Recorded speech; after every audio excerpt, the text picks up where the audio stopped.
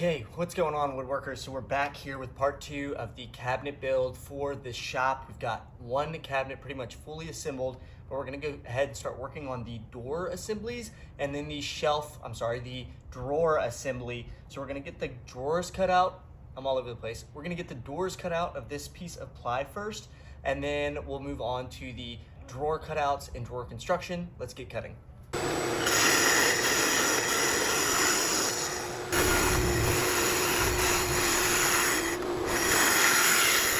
Okay, so these doors are maybe a 32nd of an inch out of square after cutting the plywood sheet good down with the track saw. So I'm just gonna go ahead and utilize the table saw to square things up and move on.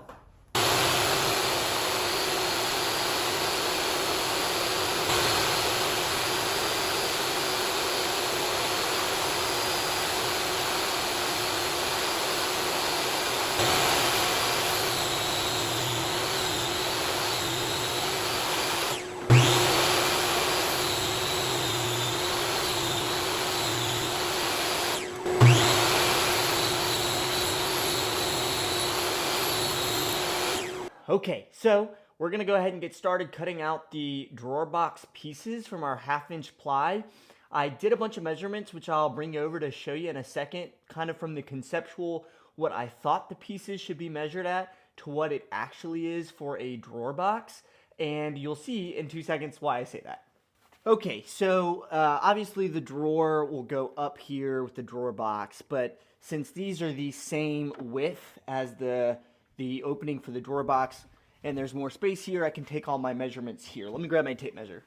Okay, so this method of measuring to make sure you cut your drawer box pieces to the exact width is really for these slides for drawer boxes. So they are full extension ball bearing slide sets. They're what you commonly see in like your box home pre-built cabinets, and they're what I use. Not exactly what's recommended, I think, by most woodworkers, but that's what's readily available and easy and kind of much more intuitive to use.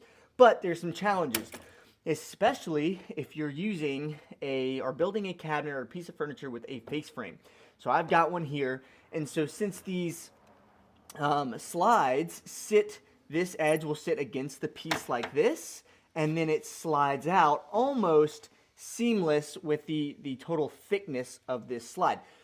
I say that because you can't then put it inset into the face frame like this because it won't slide. So you have to put a stretcher, a brace, whatever you want to call it, and I'm using some leftover 3/4 inch ply to place your slide against so that it can slide out. Okay, so because you're doing that, and because your stretcher, your 3/4 inch ply, might not be exactly 3/4 inch nominal plywood, all that good stuff, what you do is you go ahead and you take, I'm gonna slide these out just a little bit, both of your slides against the stretcher. There you go, like that. And then you take it and you slide it across the other side of your face frame where it's gonna sit, and that gives you the total length that you need to cut your drawer front. Mine are lining up pretty equally to what I planned for, but you just always want to double check before you make that first cut.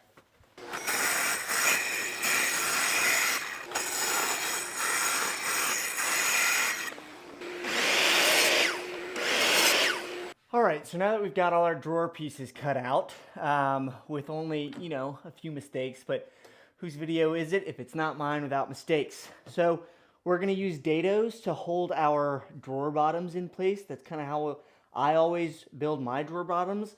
You can do it differently. You can tack them into place with brad nails directly to the bottom of your square drawer box. But I find using dados helps to keep the drawer box square during the glue up process if you have a square drawer bottom, which I do. So we're just going to go ahead and do dados for the 1/4 inch sheet of ply for my drawer bottom. Let's go ahead here.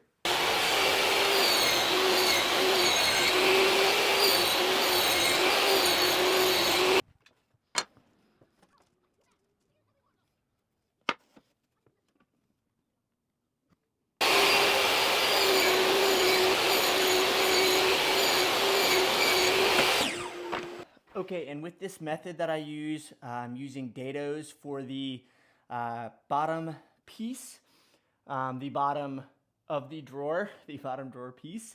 The back of the drawer sits on top of the bottom piece here. And because of that, I always wait to cut the drawer back, drawer box back, golly, so many different little words here, until very last. So I go ahead and I put I measure, so it's 4 15/16 will give me a pretty good cut. So 4 15/16 for my drawer back. Let's go ahead and cut that.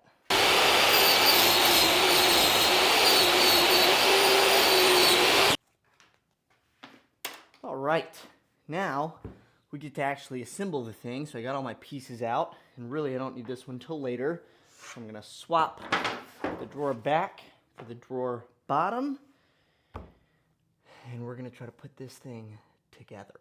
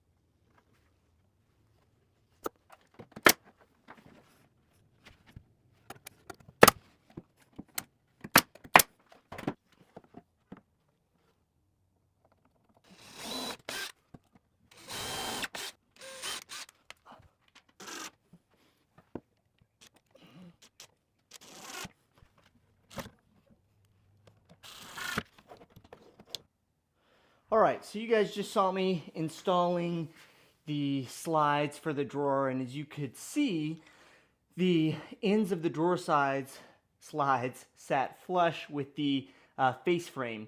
And since that face frame is 3/4 inch thick and I want the front of my drawer box here to be flush with the face frame, I'm gonna inset my drawer slides 3/4 of an inch in, and so I just drew my little line there, and then, you know, pretty simple stuff, just drill and screw.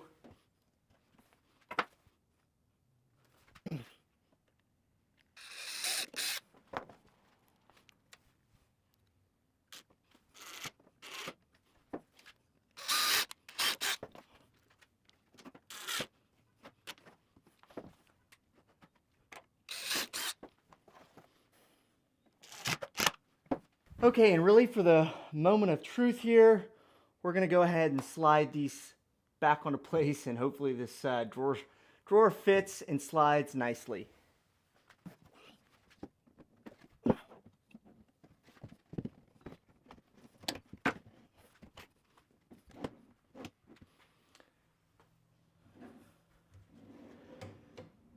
Okay, yeah, nice.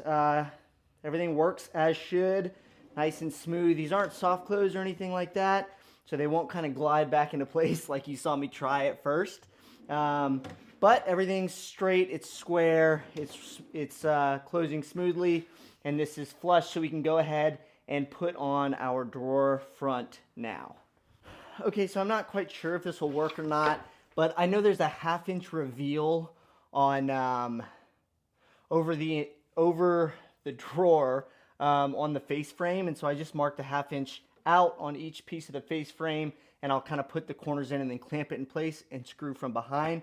Usually if you were using a drawer pull, which I have not decided to do yet, you could put you would already have the drawer holes pre-drilled.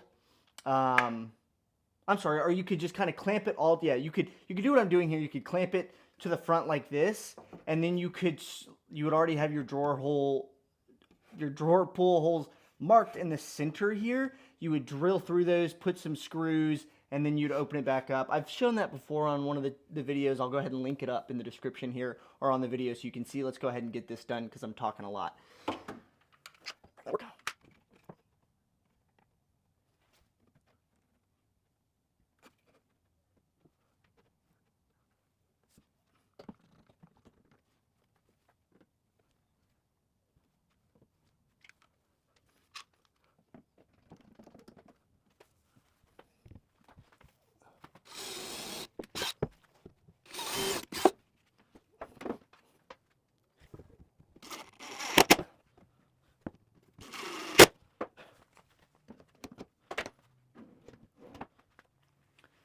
Okay, very nice. So until I can figure out what I'm gonna do about drawer handles or pulls or however I'm gonna do that, this will work. I just kind of grab onto the edge of the plywood, real.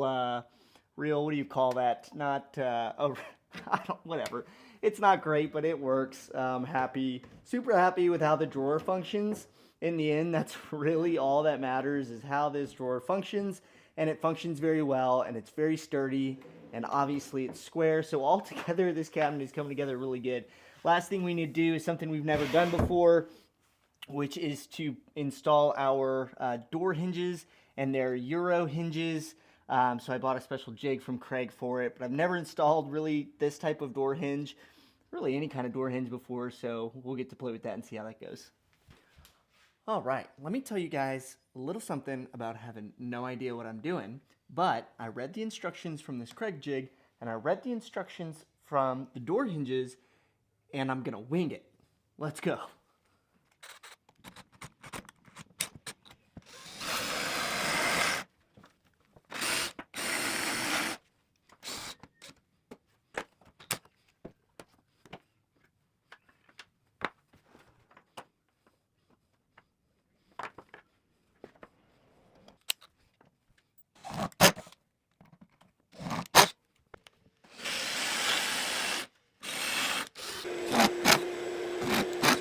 Okay, so same deal as earlier. I marked a 1/2 inch reveal, and I'm gonna continue to wing it because so far I have no idea if it's working or not. So I marked it in absolutely the wrong place.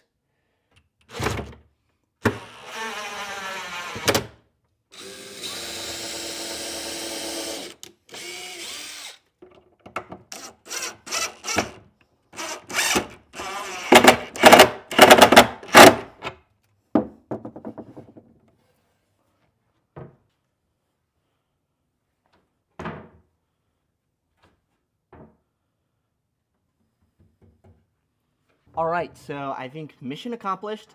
I got the doors on there. Relatively easy process, especially with the jig. Just make sure you read through the instructions, especially the instructions included with your door hinge, as they have certain settings that you have to adjust on the Craig jig dependent on the actual hinge that you have. But everything went together really easily.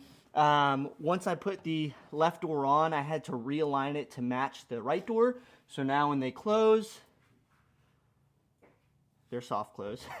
I've got this really nice reveal here, and you can adjust this reveal. I had cut to plan for an 1/8 inch, which I have at the bottom, so I need to adjust the top here just a little bit to get that reveal to match all the way up. But they're, they match top and bottom, and everything works really well. And then you've got your drawer that closes. So again, with the drawer pulls here, don't know what I'm gonna do for that just yet, but for now it works. Last thing to do for today, for this cabinet and this video, is to mount it to the wall with the French cleat.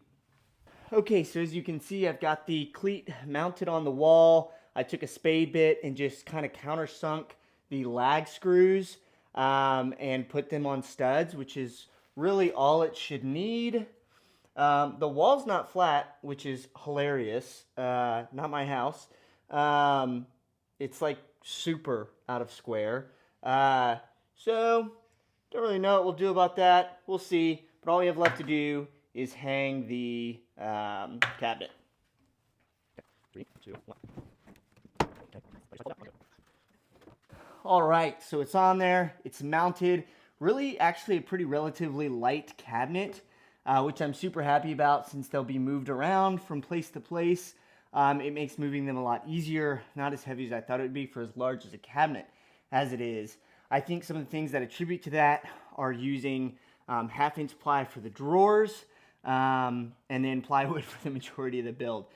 Some things to note though, since the wall isn't flat, there is about a 1/4 inch, yeah, I'd say it's about a 1/4 inch gap between this side and that side as far as being away from the wall.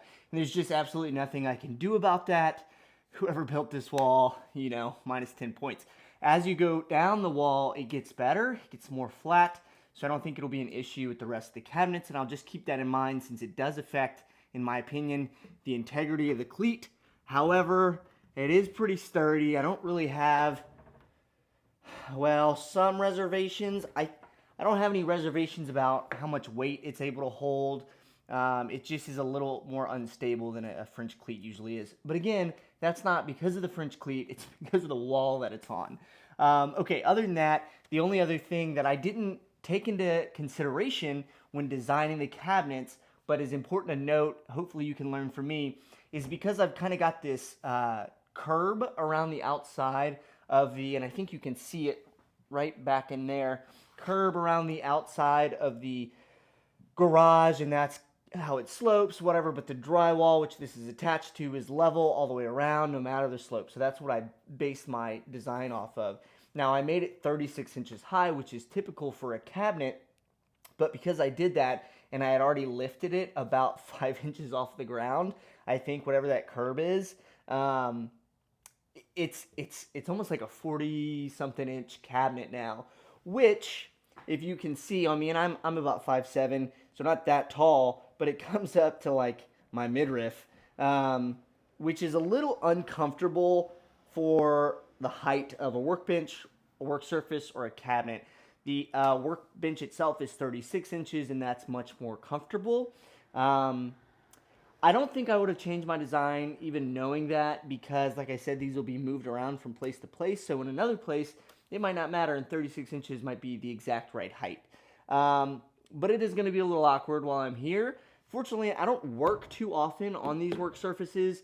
I more often than not just place things on it. I'll use it for a flat surface, but I work on the workbench, which is good.